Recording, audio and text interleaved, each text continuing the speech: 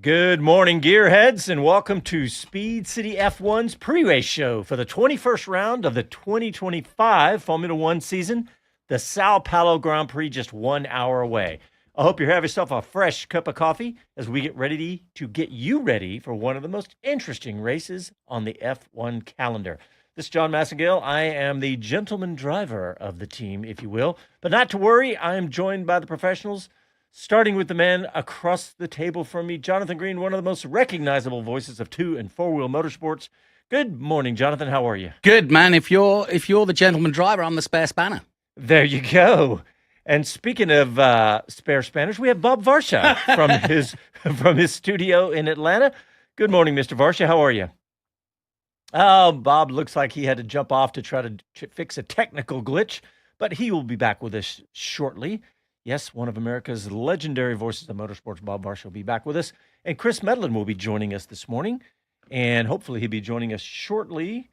And he is, I'm just checking my text from Chris. And he is out in Sao Paulo. He's going to give us a weather update and all of that. Yes, that's important because we didn't really know yesterday. We think it's going to be overcast, right? Well, yeah, they said the weather prediction a few hours ago that it was going to be clear. But then Chris was tweeting out that it was cloudy and potential rain. Then it got sunny again. So I don't know. It's Brazil. Anything can happen, right? Exactly. We're just going to have to wait to see exactly what happens. I hear Mr. Varsha's microphone lighting up. Bob, how are you, buddy?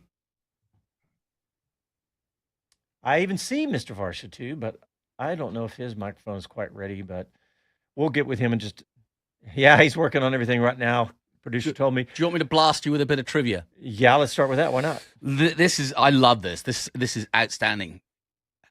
Antonelli was 44 days old the last time Red Bull qualified so badly. Wow. Well, wow. How about that? Well, I got another stat for you. Let me scroll down and make sure I get it right. Because speaking of Max Verstappen, this is the first time in his career, his entire career. He's not going to say lovely. that he's been eliminated from Q1 without a car malfunction or crash. Now, if you would argue, is the car malfunctioning? Because clearly it is, but I guess that technically that would mean like a complete failure of some sort because that car's been upside down this weekend. Well, and they have been overnight, right? Yes, and in fact, yes, he's going to be starting from the back of the grid for good reason because he has a new internal combustion engine, new turbocharger, new MGU-H, the motor generator heat unit, the MGU-K, the kinetic unit, the energy store, and control electronics have all been fitted to his car, exceeding the season allocation. So but the problem was the floor. I know. That's what I thought. I expected to see, I saw the headline this morning at 6 a.m. and I thought, well, let's see how long did it took them to replace the floor? And from what I can tell, they haven't, but hopefully Chris will be able to give us an update. But yeah, that's, okay. So last year he started from 17th and won in the rain. Now, I don't know what's going to happen today, but he's obviously starting from the back of the grid today, so we'll see. If you remember, it was also Alpine that took a podium too. That's right. That's right. That was huge for them last year. But, well, tell you what, we've got some clips that I want to play. Okay. A couple of the driver interviews because, well, I want to start with Lando because, look, Lando had, at the Mexican Grand Prix, had a just almost flawless weekend, and he hasn't quite started quite as good. Not far off. Not far off, though. He really, the only mistake I can think of was his second to last lap in qualifying that he messed up and then put a lot of pressure on himself for that last lap. So let's hear from Lando Norris. But just that, really. I mean, things were going well. It's just difficult conditions out there with the wind and things. Just difficult to find places to improve, difficult to be consistent. So a challenge, as it was for everyone. And caught me out in Q3, run 1 with the lock-up into turn 1, which then obviously puts quite a bit more stress on the final lap, the most important one. But I stayed cool and still managed to put it all together for the final lap. So happy. A bit more stressful than I would have liked, but obviously the result that I needed. Perfect place to start tomorrow, of course. I guess you'd take another race like Mexico, but what's your thinking ahead of tomorrow's race? the opposite of Mexico. I don't think it's going to be as simple. I think, like we saw this morning, the Mercedes is very quick. They showed again now that they are very quick. So, not getting overly excited. I think we have a lot of work to do tonight to make sure they stay away from us. Thank you. All right. Well, this is going to be really interesting to see how this all plays out. We'll talk a lot about the championship here in a little bit with Kimi Antonelli right behind Lando ahead, and also Charles Leclerc ahead of Oscar Piastri. But I want to go out to Chris Medland because he has joined us from Sao Paulo at Interlagos. And Chris, how are you? First of all, good afternoon. Good afternoon. I'm very good. It's been a bit of a hectic morning. It just seems to be a bit chaotic, this place. You see the racing, that's quite a good metaphor for what you get in and around the city and around the track as well. So it's not always smooth sailing everywhere here, but it's been a fun one. And we've had some rain earlier, then it dried up, and everyone's like, yeah, it's going to stay dry. Then it rained again, then it's dried up again. It's a lot of people not sure how today's going to go. Well, that was going to be my first question because I've been watching your Twitter when you basically tweeted exactly what you just said. Hey, it's raining now. It's sunny. So we've got just about an hour before the start of the race. So who knows what's going to happen. But I do want to jump into the Max Verstappen starting from the back of the grid because when I saw the headline, I said, oh, they've replaced the floor. But no, apparently not. They've replaced everything else. Yes. Well, interestingly, I found out yesterday, having been I don't want to say critical of Red Bull, but talked about the floor problems they had. Max got his way in terms of for qualifying, going back to the floor that he had before Mexico. Oh, so wow. They'd actually reverted on the floor. So they tried both floors this weekend, and using the old floor as such still didn't work for them. So he said it's not that. That's clearly not the reason. Now, I'm now unsure which floor they've gone with because they have changed the suspension setup, and by doing that, that's breaking parc fermé, so they have to start from the pit lane anyway. And they've changed all of the power unit components in that car, like every single one for new ones. I actually think the bigger performance gain is going to be from that power unit rather than anything else. But the suspension setup, I think, is then going to be related to the floor they were already running. So the qualifying floor, which is the one that was so good for so long, and he won both the Sprint and Grand Prix in Austin with. So I just think they've probably adapted the car to try and make that floor work better. But clearly, the fact that they used both floors tells you they are completely lost with getting that car working here. Wow. Chris, hey, this comes to mind is the all these power unit components. How much of this is cost cap items? I'd say it's something they've factored in. I think most teams probably would factor in the need to use an extra power unit component during the season. You would be ideally aiming not to use an extra one in terms of for sporting reasons. You don't want to take any grid penalties if you can avoid it, and you want them to be reliable. But because everyone knows that you can't guarantee that, teams factor in crash damage anyway. And obviously for Max, there's not been a lot of crash damage this season. So that's something where they'll have kind of created a bit of a surplus in the budget. But I'm pretty certain you would have power unit as well. You would have a kind of plan there that you might take at least one. You might even build in the capacity to change twice. And there's an agreed fee for what it costs to buy power unit components, because obviously what someone like Honda would do otherwise is say, oh, the cost of our power unit to Red Bull is $1. All right. Wow. They could have a million of them. Yeah. So there's agreed price already in the regulations. Well, Chris, I know we just have you for a short period this morning until later in the show, or maybe not even the rest of the show. But I wanted to ask you about the alternative options for Max Verstappen and the rest of the back half of the grid. Are we thinking kind of the usual hard tire gamble, or what are we thinking here? I'd be amazed actually to see a hard tire gamble. I think you go more aggressive. I think that hard tire doesn't look particularly good here. These are hard compounds that they've brought to this race, and I just don't think you get the lap time out of that. So the medium will last for quite a long time, but I think we see multiple pit stops. I think we see people doing 2 stops, and you might well see someone like Max starting on. Yeah, I think he'd go medium because he's in the pit lane. If he was on the grid, I think he'd have gone soft. But I think go medium, and then as soon as he hits the back of a train, if he's not making progress, quick pit stop onto a set of softs, for example. Try and make some progress that way.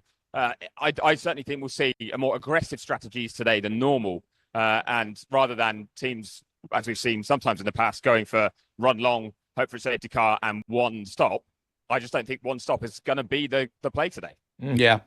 Hey, Chris, what about hometown favorite after this big crash, Bortoleto. How's everything going there? He's all good, and the team are all good as well. So that car is ready to go. They did such a good job yesterday and just missed out from. It was actually like a wiring connection that didn't work for them. So they had the car pretty much ready to run in qualifying. They've got it all sorted for the race now, and he's been out and about doing a lot of media and activations, being his home race. On the driver parade, he had his own little mini car to drive around and was doing interviews in front of the grandstands and really hyping up the crowd. And he's going to try and put on a show today. He's no ill effects, he says, but I think it will always impact your confidence, especially if we do get some rain. You know, like I said, it's unclear. I think right now, if you asked me, I'd go 60% chance of not getting any rain, but I'm not fully confident in that. But if it does get greasy, then because of what happened yesterday, I think that might be where we might see the impact on Bortoleto being a bit more tentative. It's amazing that he is 100% good to go after watching that crash and 57 G's and seeing the photographs of that. I saw one. It was just an amazing. It looked like one of those photographs where they explode a car on purpose. You know, from a graphical standpoint, it looked like that. It was incredible photos. But anyway, I'm just glad to hear he's doing good. But hey, Chris, I want to ask you about something else before you go, and that is Kimi Antonelli. We got the same front row as the sprint on Saturday. And do you think that, well, he was saying he was annoyed at Lando. I thought that was funny, but I just want to get your take on where he's starting, how that's going to affect everything. Does he have a shot at maybe winning this race? What do you think? Oh, I think he absolutely has a shot at winning this race. I think we look at the race pace we had in the sprint, and you'd argue Antonelli was marginally quicker than Norris over that race distance. He just couldn't get ahead of him. So if he'd have been ahead, I think he'd have pulled away. Now, it's the fact it's cooler today, whether it rains or not, it's just cooler overall. I think it helps Mercedes. I think that's just more suited to that car. And Antonelli is clearly comfortable with the car as it stands and hasn't made many changes to it throughout the weekend. So he knows what he's going to get. And I think when you add all that together, you're going to get another competitive showing from him. It will depend on the start. He admits that Lando's made some really good starts recently, which is true, actually. Something we should probably flag. Yeah. Because Lando used to get quite a bit of criticism, didn't he, for not being able to start, certainly on pole position, not winning races, or not leading. Never converted, did he? Yeah, he really had it. That was a narrative that lasted for a while. And actually, over the past 12 months, I'd say, certainly the last 6 months, he's done it far more often. Since Abu Dhabi last year, he went and won from pole there. And I think we've really seen him convert very well. So Antonelli accepts that. He says, that's actually a strength now of Norris's. So I'll need to do something exceptional to beat him into turn one. But hopefully I can at least hold position and then I can give him a race, because I think his fear is if Charles Leclerc gets him off the line, that the Ferrari isn't quite as quick, but might well be hard to overtake. And that's the position he doesn't want to get stuck in. Wow. Well, we shall see. Chris, how much time you got? I've got to about 20 past the hour with you guys. Okay, good. Stay on. Keep going. Good. Yeah. All right. Well, what else we got for you here? So we've talked about the tires, the grid, the weather. What about the possibility of Ferrari? I mean, they're in good position, right, with Charles Leclerc. I mean, I know not with Hamilton, but what do you think about Leclerc's shots today? Yeah, I think he's in the mix. I think the gaps we've seen, and it's something that Lando himself said there, actually, didn't he, in the interview we played at the top of the show, the gaps are small enough that anyone who gets into the lead is quick enough to stay there, or at least to be a problem. So Lando's not likely to just totally disappear, I don't think. He might, if he keeps the lead, be able to stretch his legs slightly, but he won't disappear up the road like he did in Mexico. But if it's Kimi that gets ahead, or if it's Charles that gets ahead, they've got the car that's quick enough to remain in that position. So to be honest, I think if I'm Oscar Piastri in fourth, I'm hoping one of those two does get a great start and get ahead of Lando, because that keeps you right in the fight. If they don't, Lando keeps the lead. It's unlikely, not impossible, but unlikely that Oscar goes up to second straight away, and then he's going to be potentially held up. So I think all of those are threats. The first car that really isn't one would be Isaac Hadjar in fifth. But even so, that's still a quick enough car. Great stat from yesterday. That was the closest ever Q3 we've had in Formula One. Wow. It is a short lap round here, but it was just over half a second between the entire top 10. I did notice that. I saw that. That was a half a second. Hey, okay, Chris, what about Oscar Piastri? You and I were talking about something, and I saw a clip about from Oscar Piastri after his big crash in sprint qualifying where he just looked really dejected. And then you were saying kind of the opposite, that he was still managing his emotions and all that. But, I mean, I think we all have to agree that this championship pressure has affected him, right? I mean, you can't have this lack of results. I mean, unless there's something I'm missing, Chris. No, I agree. It was a small error in the end yesterday, I think, that had big consequences in the race. Yep. But qualifying actually is the one that stood out to me. That, again, like Lando was on the back foot after the first runs of Q3, being 10th, having made a mistake.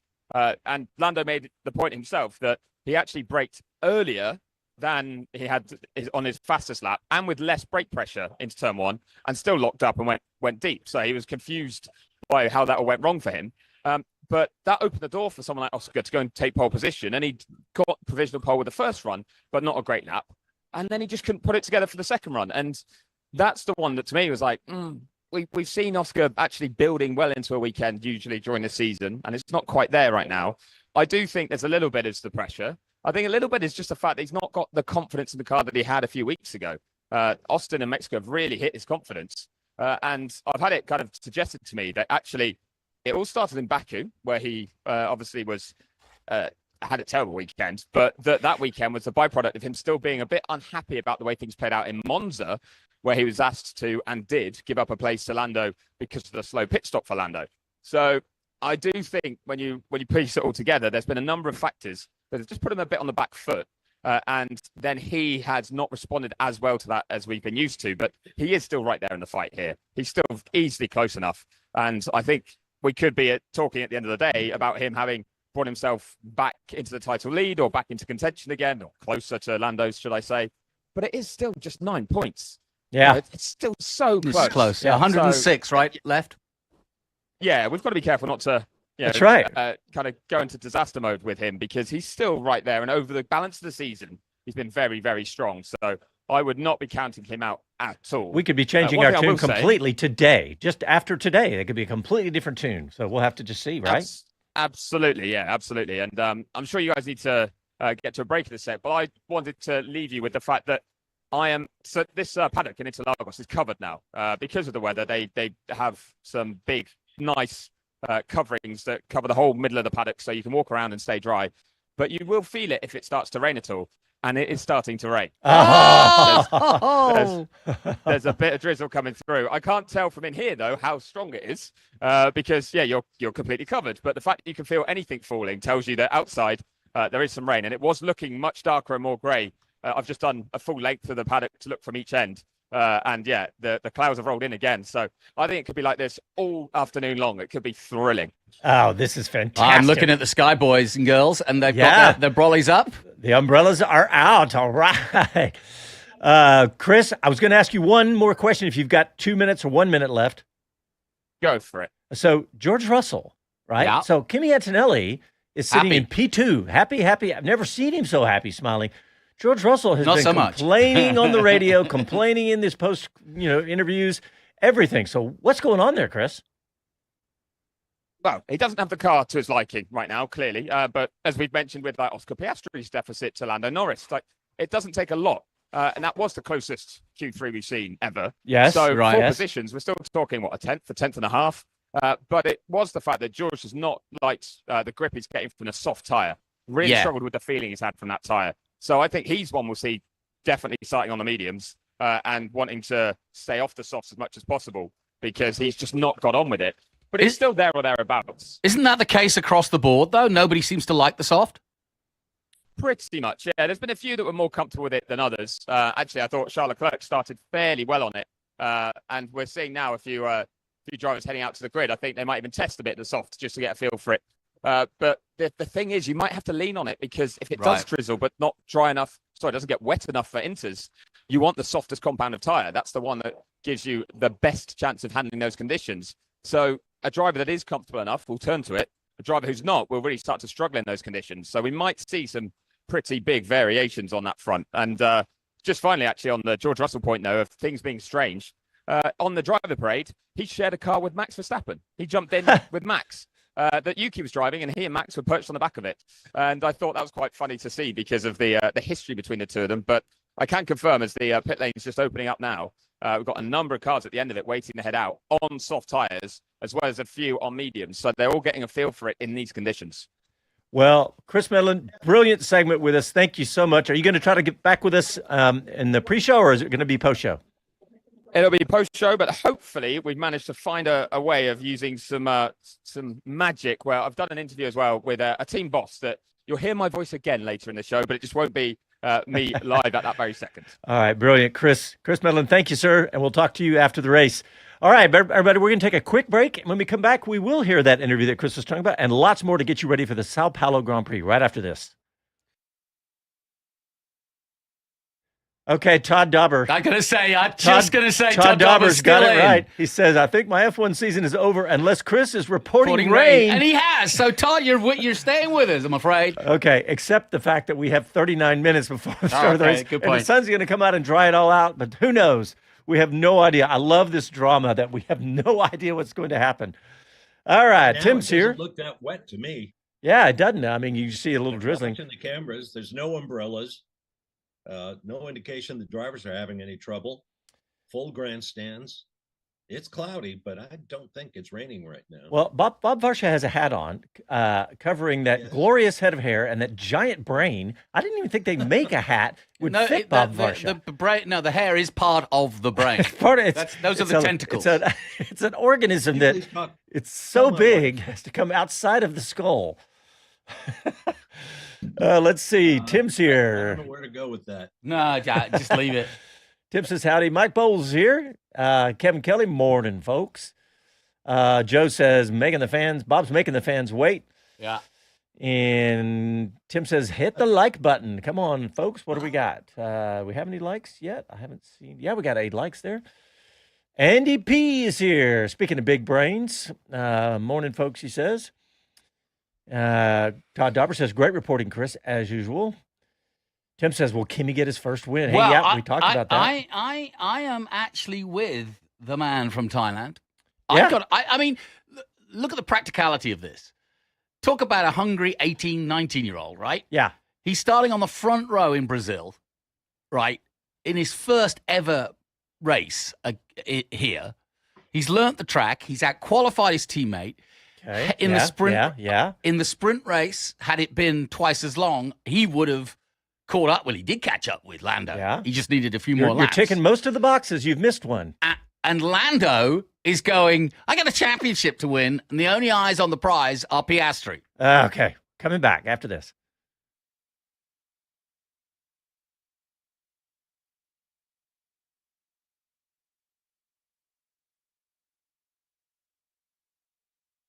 I'm George Russell, and you're listening to Speed City.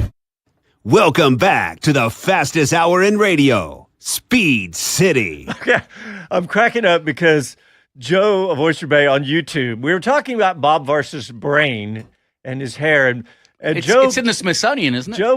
Joe is a frustrated engineer like me because he says the hair is a heat sink for his huge brain. There you go. I love that.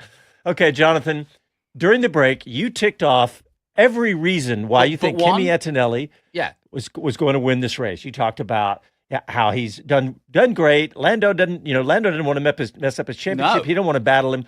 On and on and on, but you missed one, and I think it's the most important one. He's curly-haired and Italian? No, his heat sink has nothing to do with this. I think it's, have you listened to him? His confidence and he was disappointed yesterday. So relaxed. Yeah. He's completely relaxed and he's confident, and I think that is number one. After if they wouldn't be there if they didn't have the physical skills. No, he's got the confidence and the attitude of being relaxed. And he should have actually been pole for the sprint race. He made a mistake, if you remember. That's what he's saying. In fact, we've got a clip from Kimi Antonelli that basically says a lot of what you're saying. Okay. And if you just listen to him carefully, you'll hear exactly what I'm excited about, and that is I think he is just happy, confident, and ready for this race. Yeah, don't you? Yeah, I mean, a bit annoying that we're P2 again. But still good result. Very difficult session today. With the wind was very difficult to understand because also was a bit gusty sometimes. So you were going into a corner with a bit of unknown uncertainty. But I think overall we did a good session. Last lap was not amazing, but it's everyone makes little mistakes and still enough for P2. So tomorrow we have a lot to play for. more generally, what's been the key for you this weekend? You just look like you've been so comfortable with the car overall from the start of the weekend. Yeah, no, definitely. I've been comfortable with the car. I felt good out there. And sorry.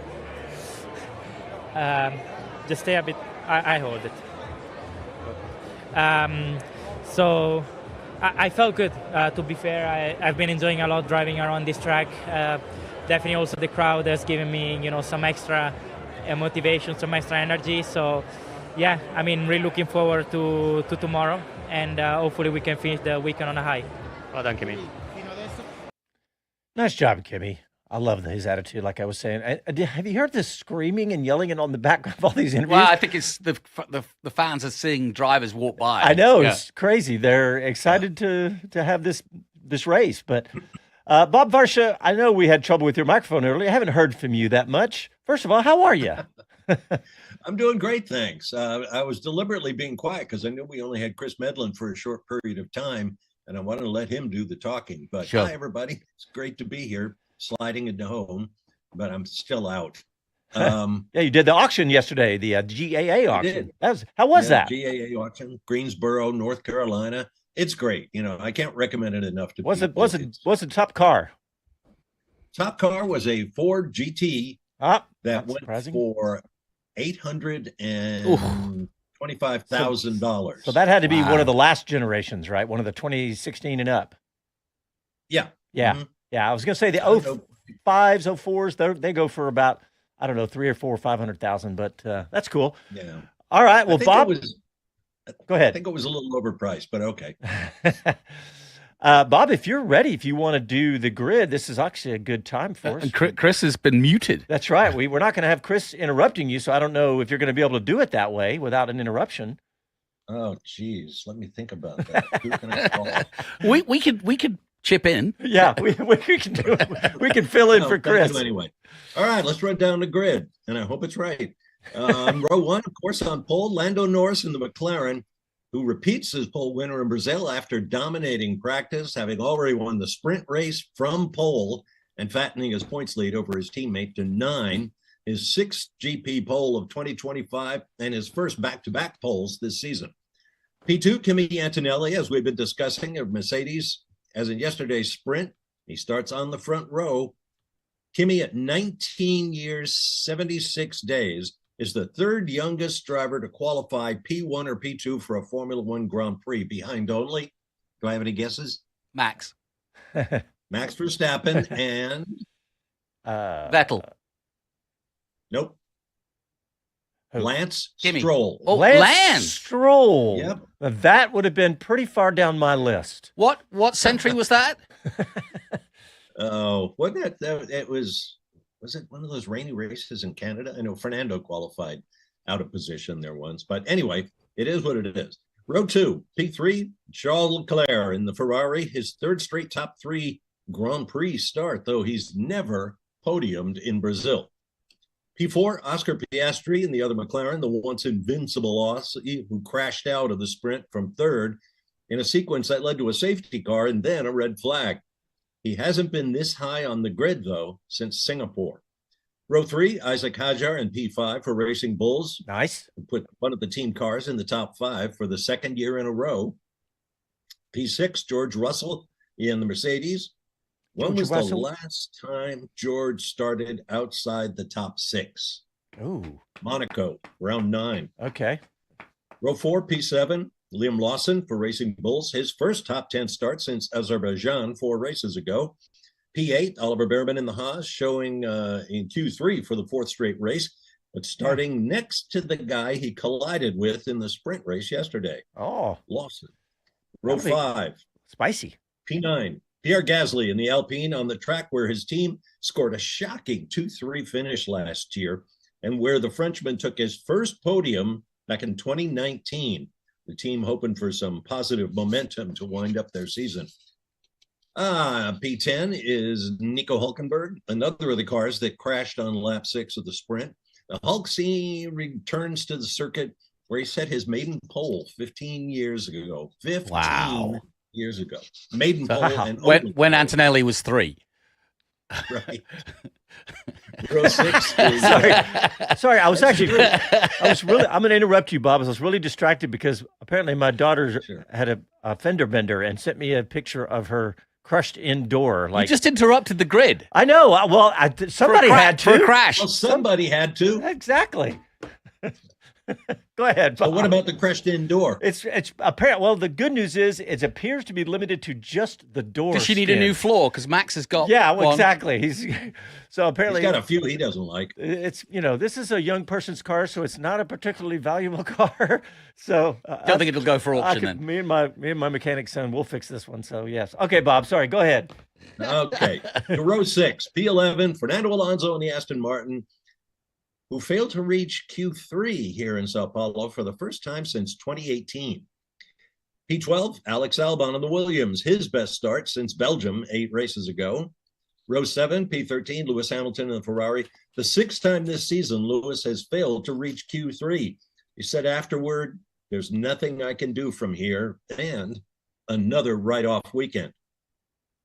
But we know Hamilton's a bit of a whiner when things don't go well. P14 is Lance Stroll and the other Aston Martin, and made it to Q2 for the second time in the last 7 races. Yes. Row 8, P15, Carlos Sainz and the Williams, who's having another terrible weekend for a guy as talented as he is, lined up enraged in 20th for the sprint race, and then qualified just 15th for the long version. Row 9, P17, Franco Colapinto for Alpine, also a 10-time fail in Q1 this year, which is better than putting the car in the fence in the S's during Saturday's action, which he did.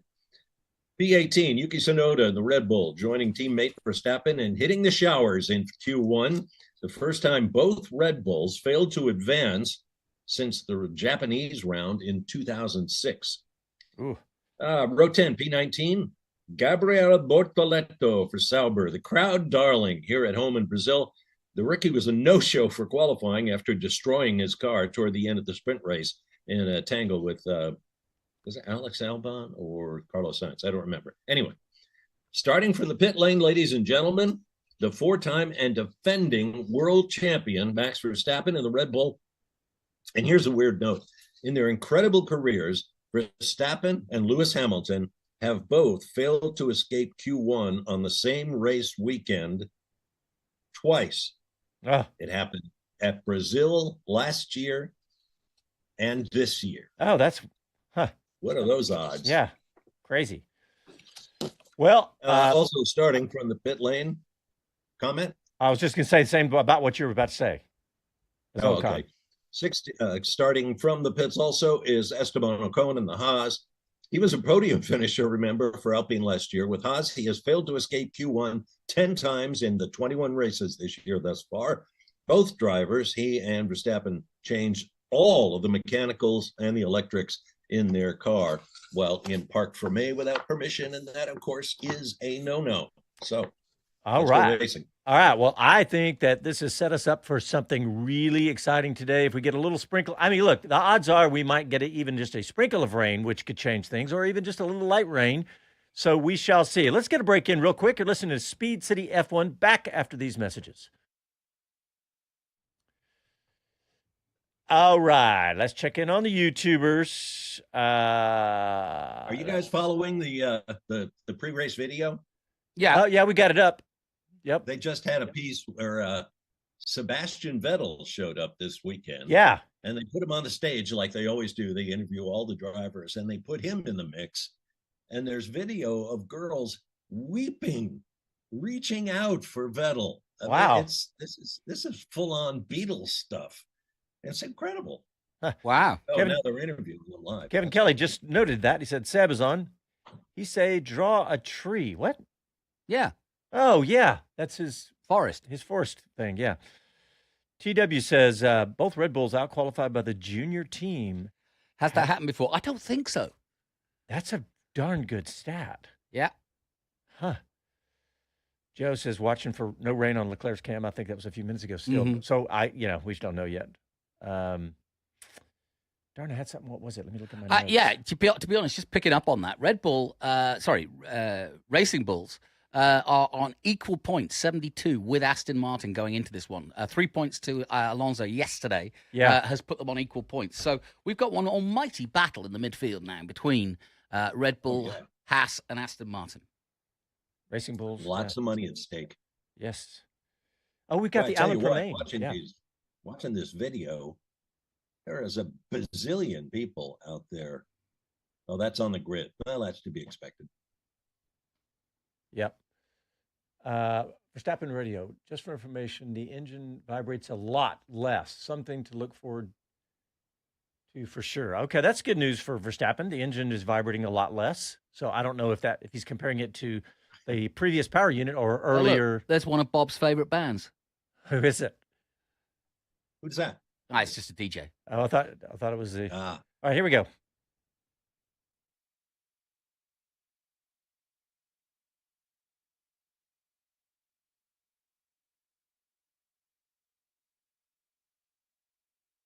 Hi, this is Karun Chandok, and you're listening to Speed City. Welcome back to the fastest hour in radio, Speed City.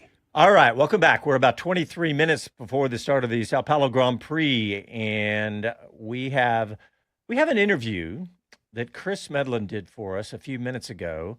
A fantastic start for the Racing Bulls team in the qualifying and putting them on nice spots on the grid. So let's hear from team principal Racing Bulls, Alan Pramain. Alan, going from 5th and 7th today with the two Racing Bulls cars, it looks like there's a lot of points on offer. So how do you go about turning those good grid slots into a good result? Well, with a good strategy, good race pace, and take it from there. Just make sure we get everything right, honestly, in the race. Well, strategy-wise then, what's on the cards for you guys? Because we've heard some drivers complaining that maybe the soft and the medium aren't too far apart from each other and it's thrown some curveballs in. Yeah, it's not an easy one today, honestly, and this race has traditionally been 2-stop or even sometimes 3-stop. So we're looking at everything. The tyres this year are a step better, a step less degradation, and we've seen 2 stops turn to 1 stop, so I think everything's on the table. Now, I always get excited when I see teams starting in good positions, thinking from there, what can you achieve? But I guess you have to look at a bigger picture. How much are you focusing on the Constructors' Championship and your rivals in that, like Aston Martin, maybe Haas and Sauber? 100%. Honestly, yeah. That's in the stage of the championship we're in now. It's our main focus. And starting 5th and 7th, we've done a great job. The guys did a great job yesterday. We've done a good job all through the weekend improving the car from where we started with it on Friday. But today will be a race about beating those people we're fighting within the constructors. So the guys in front and even George, who's sandwiched between our cars, is, of course we'll try and beat them, but we will not try and beat those guys at the risk losing a position to any of our rivals. And speaking of risk, though, it looks like the weather should be settled for this race. I think that's what your predictions are, but it was raining when we came here this morning. Yeah, we weren't expecting that, honestly, but everything says it's not going to rain, but it's Brazil, so you always got one eye on it, but we're not expecting rain today, no. Well, we'll keep our eyes on the skies and on the track. Good luck today. Thank you. Massive weekend for Racing Bulls. The difference between finishing 6th, staying 6th, massive. I mean, look, that this could, with just these last few rounds here to go, this could make a huge difference in the champions. They could, I mean, if they were to both finish where they are, and I mean, we got Carlos Sainz and the Williams way down there, and Aston Martin, so this could be huge. By the way, we both got completely distracted and thrown off because we saw Billy Idol. We saw Billy Idol, on the grid, talking to Martin Brundle. That was pretty cool. That was great. All right, he was in the home. What's that? I thought he was in the home. His hair looked the same, but he definitely looked a little older. It's funny, I just stumbled across a video with him just in the last 2 days. Billy Idol. But okay, so we've talked a lot about the front of the grid, and Bob touched on everything beyond that. But Greeny, what behind the top 10 are you looking forward to seeing today? I'm going to keep I almost wore my hat. I'm going to keep a watchful eye on Mr. Alonso today. Because he shows signs. Are you going to go on board with F1 TV? Could do, yeah. I like doing that. But no, he's shown, particularly him, and to a certain extent Stroll, but he, in the sprint race and in qualifying for the sprint race, and again, the Aston Martin has looked good. there's no reason why we can't see. And I've mentioned Racing Bulls. Well, Aston Martin are on equal points. They need him to score points now. Yeah, big time. Yep. Yeah, and what about you, Bob? Same question for you from the back half of the grid. What are you looking forward to back there to see with somebody coming up? I think I'll be looking most close. Well, first of all, see what Verstappen can do from the pit lane, and this track. Being as short as it is, I think it's the second or third shortest track. Yeah. If the weather permits, I think he'll come forward. A couple of years ago, Carlos Sainz and Williams went from last place to third at the end of the race. So it's possible to make up ground pretty quickly around here. Not necessarily pass people, but certainly to make up ground. And just like Jonathan, I'm going to be watching those midfield teams as they duke it out, because every point counts. And also a tip of the hat to Racing Bulls. I think what they've done this year is pretty phenomenal. Did you guys see that they had done some work to the track around the curbs? Then those puddles. Yeah, they diamond cut them. Yeah. They cut some grooves to drain. Basically, what it looked like to me, they looked like they're cutting grooves to drain those little puddles that those big curbs have formed. Yeah. So I don't know if that'll come into play today. They've done that at a number of tracks, including the Indianapolis Motor Speedway. And of course, the first question you ask is, what's it going to do to the tires? If it's done right, and you have the right tire, it doesn't hurt. And it, as you say, does alleviate some of that wetness out there. But it's anybody standing on it, you can look at their feet, and it's a pretty remarkable job. I'll tell you who else I'm looking for. Bortoleto. We don't know how competitive he could be around here. There was nothing wrong. He's looked good all weekend. He's never raced here except in tin tops. And it's his home race. And, he's getting absolutely adored everywhere he goes. He's got a kind of a straight slate. I don't know how heavy he's feeling after that impact yesterday. He may not be 100%, but unaffected, which is stunning. Unbelievable, yeah. But I also watch. I'd keep an eye on. It just went out of my head.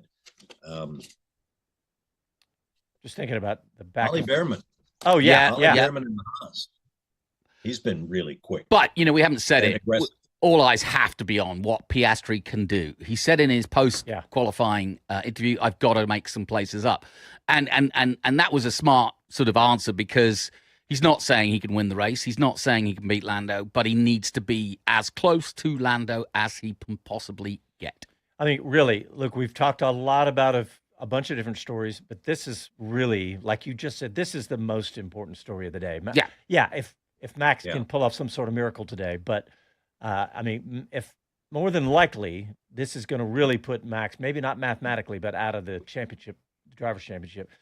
But how Piastri can respond today after having crashed in sprint qualifying, not, qualifying at P4 where he is, yes, it's reasonable, but he really needs to beat Lando Norris today somehow, some way. Yeah. I mean, we're not. It's not all over, because it is only 9 points right now. But again, he lost ground, 8 points. He came into the weekend only 1 point down, and without a lack of momentum. But go ahead, Bob. There's a serious verbal defensive front, I think, being put on by Andrea Stella. As soon as Piastri hit trouble a couple of races ago, they said, well, it was one of those things. He just had a bad day. And then it happened again. And he said, well, he's got to learn to change his driving style. And then it happened here. And Stella, at this point, I think, is really bending over backward to defend his guy. And I find it remarkable that a driver has to make a change that big at this point in his career and in the season, as the car development goes forward. I think Piastri's problems go deeper than what we've heard thus far. It's not just a matter of, well, I have to drive a little differently, and Lando's able to do it better than I can. Yeah, okay, well, that's true, but you got to fix it. You got to go forward. That's what a professional driver does. Yeah, I think secretly McLaren are hoping that Lando dominates so that they can truly get behind one driver. Why do you think that? Just because it's painful watching them try to be as fair as possible. One of their drivers is in a bit of a slump, and they're covering for him, as they should, and the other is flying. Mexico City was a total domination. A 30-second win we never very rarely see, And Piastri came forward and gave a very staunch defense of his team against rumors that they're favoring Lando. Yeah. He said, no, there's no chance of that. My team is behind me. We're going forward arm in arm, yada, yada, yada. Well, let's not forget, Lando's in his 7th season and Piastri's in his 3rd season. Mm-hmm. So that's a big difference, especially, if it would be a little different if they were like in their 5th and 8th or something, but 3rd, you're really just now coming into it. And the way he started the beginning of the season at a team with a great car. Oh, look at we're watching the television flyover, with the giant military jet followed by a couple of small ones, really amazing looking. But that or Sao Paulo are under attack. Yeah, one of the two. Right. I checked in on social media just to see what's going on out there, and most of my F1 feed, I have curated the Speed City Twitter account or X account to where it literally only shows motorsports, and about 90% of this F1, and almost all of it is the drivers in those little cars. Did you see this? No, I haven't seen it. It's hilarious. They're these little tiny cars, and they've got mixed teams in them too. Like here's one with the Aston Martin team riding with the McLaren team in the same tiny little car, all stacked up on top of it. It's actually pretty hilarious. But okay. All right, we're watching Ollie Behrman, and Bob, you touched on it. That's one of the things you're going to be watching today. In fact, Casey, why don't you see if you can grab Ollie Behrman for me, because I want to play the clip, because like I talked about with Antonelli, his attitude and his confidence and everything just seemed to be sky high, and I think you could say the same for Ollie Behrman. Talk us through it. Yeah, I had a great feeling from lap 1, honestly. But I was surprised about our competitiveness. We finished Q1 in 3rd and Q2 in 2nd, I think. So we were very strong. And then Q3, my first lap, I felt like I did a good one, but I didn't improve compared to what I managed in Q2. And then the same again in Q3. It was a good lap, but not improved compared to what I managed before. So, definitely strange that the order was like it was, and that the track was not evolving that much as well. But overall, it's a really good quali for us. Puts you in a very solid spot, of course, for tomorrow and bagging a few more points. So you must be itching to go for tomorrow as well. Yeah, I'm excited for tomorrow. We showed great race pace today in the sprint race, and obviously starting in position, let's say, for the race tomorrow is a good thing. I'm really, really looking forward to it. It was another good quali out there. Thank you. Yeah, he sounds confident. Who was that? That was Ollie Behrman. Yep. Yesterday? Yes, right after qualifying.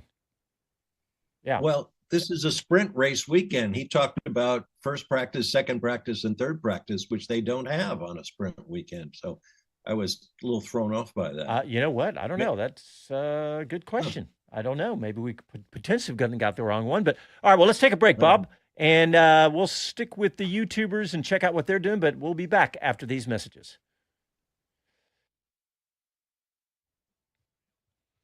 Okay, YouTubers. Kevin Kelly says Max and Chris taking a walk together right now. Oh, okay. In fact, we're looking up, seeing, I've forgotten that guy's, what's that guy's name, Greeny? That's the Sky Sports reporter. Yeah, I've forgotten his name. Anyway, he's Slater. Slater. Yeah. Yeah. Slater. He's walking with Max right now. Oh, wow. Irvin McDaniel joins us. He says, thanks a lot to YouTube and ABC for not broadcasting the race. Yeah, that's been a giant thing. We really haven't talked about that.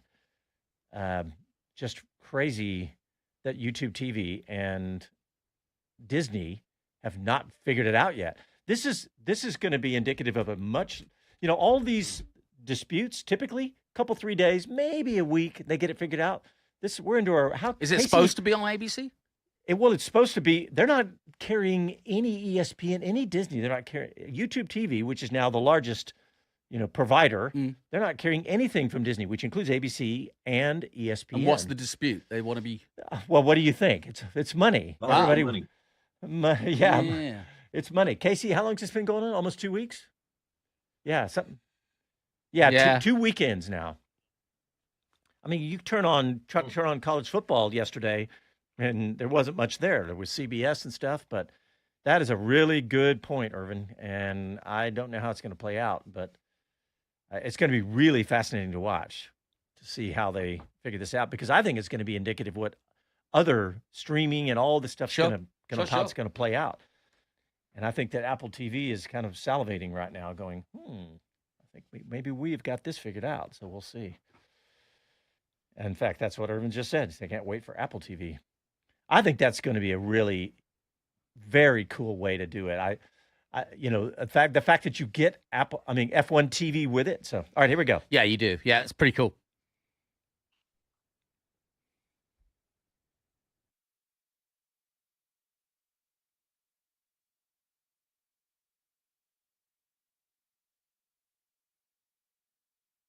Hi, this is Max Verstappen, and you're listening to Speed City.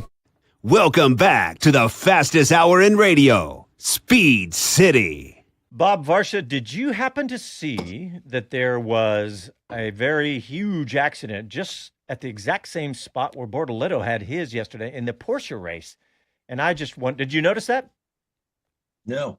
Well, I was selling refrigerators in Greensboro, North Carolina. Fair enough. I just wondered, and I'll ask you the same question, Jonathan. I wonder if there's something about that spot. I mean, I don't know. Well, that's a good point. Is it turn 9? Crashes have played a big role in races on this track in the past. I mean, Mark Webber crashing a Porsche prototype in a World Sports Car event down there. When there was a crash that allowed Giancarlo Fisichella to win the race. He started the last lap second. He wound up first. I can't remember who crashed. It might have been Webber again in his Red Bull days, who crashed and made Giancarlo a race winner again. Yeah. But yeah, crashes happen here. It's a fast track, but as I said earlier, it's a short one. Yeah. So you get it wrong. And the pictures we saw, if you saw the ground level shots of Bortoleto's crash, you get a sense of the sheer force of these crashes. You know, these cars weigh a lot, almost a ton. Yep. And you get them up to 150 miles an hour and throw them sideways, and they're going to do some damage. Mm-hmm. Yeah, that was maybe the scariest crash I've seen in a long time. And I've mentioned it earlier, but the photographs that came out of that were just stunning. But all right, Greeny, what else could get us excited for this race? We got 7 minutes to go. I don't know what the rain situation is. I don't think anybody's going to know until we're actually underway. What else are you excited for? Well, I'll give you a bit of I'll tell you what to do. I'll do a sort of run up to this in terms of the historical perspective. This is one of the older circuits. Goes back to 1938. Wow. As when it was built anyway. It's been around. Certainly it sort of came to fame in the 70s with the likes of Emerson Fittipaldi, who is there this weekend, in fact, and of course his sons and grandsons continue to race. It's a classic. Always seems like the passion of the Brazilian fans is never in question, and it became a joke during the late 80s and early 90s that Ayrton had never won at home, and he finally did in 91. The adoration. Were you there? Since no, not that year, but I've been. Many times, right? Yeah, I've been several times to Interlagos, and it's both scary and exciting and exhilarating. The favelas, the poorest part of Sao Paulo, is right by the track, but they seem to have a sort of reprieve for the race weekend, so that the international crowd can come in and get out, because it's it can be a scary place to be, and I've been caught up in that. I was held at gunpoint right outside the track. So wow, and had my camera and my television camera stolen. That's right. And those were big dollars back then. Big dollars back then, and so that was not fun. But you saw a little bit of it yesterday. The potholes or the corners are old-fashioned. There is literally big carve outs, and you've already mentioned the fact that they've tried to, knock them down a bit. But this is an old school circuit. I find it interesting that they've resurfaced it. I don't know whether that's played into anybody's upsetness of their setup with soft tires or whatever. Yeah, and they put grooves in that resurfacing. Yes, too. they have. Yeah, especially on you see them on the exit of the last two corners for sure. And in that respect, as Bob says, it's a short circuit, and therefore, if there is an incident, you can't isolate it. It's the whole track, and so it makes for definitely a fascinating one. And I agree with what Chris said at the top, which is we may well see more stops than we're expecting because the medium tire is like the tire, it seems.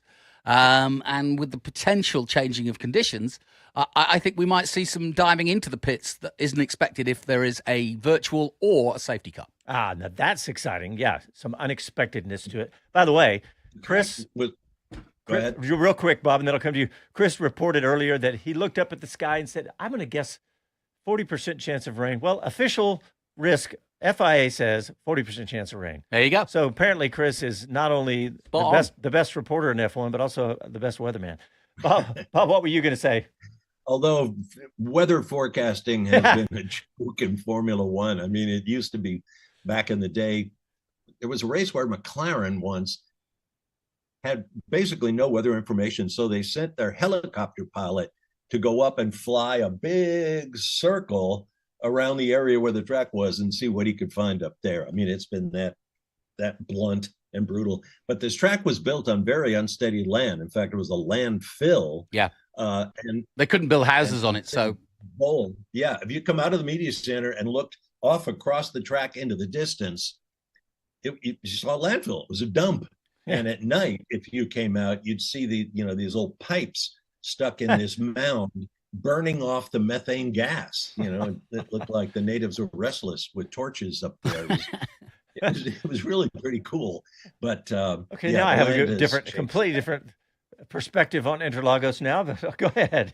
Yeah, it's all blocked off now. When they go down to the turn at the end of the short straightaway after the Santa S's, you look in the background, you see the land rise up. That's where we're looking at it right now on the television coverage. Yep. Right, all right, okay. That's where the landfill is. Okay, Jonathan, I got a question for you. Who do you think holds the record for the biggest comeback ever done at Interlagos? And I'll give you a hint. He could maybe not tie it, but the same person could do similar today. Verstappen. Nope. Carlos Sainz. Holds the record. He started from P20. And he came from P20 to P3, so 17 places. Wow. So I thought that Max won from 17th last year. So he did, that yeah. Stat, maybe it's the tying. Of course, math is not my strongest. Me neither. So don't look at me on the air. And Sainz was also driving a Ferrari. Well, that's true. That would be helpful. So, all right, guys, we've got under 2 minutes, so I think it's time. We've talked about all the possible machinations about what could happen today, but now is where the money and the rubber meet the road. And who wants to go first? Anybody volunteers? Okay, Graney's got his hand up. For those who are not on YouTube, what do you got? Antonelli. Love it. Norris. Okay.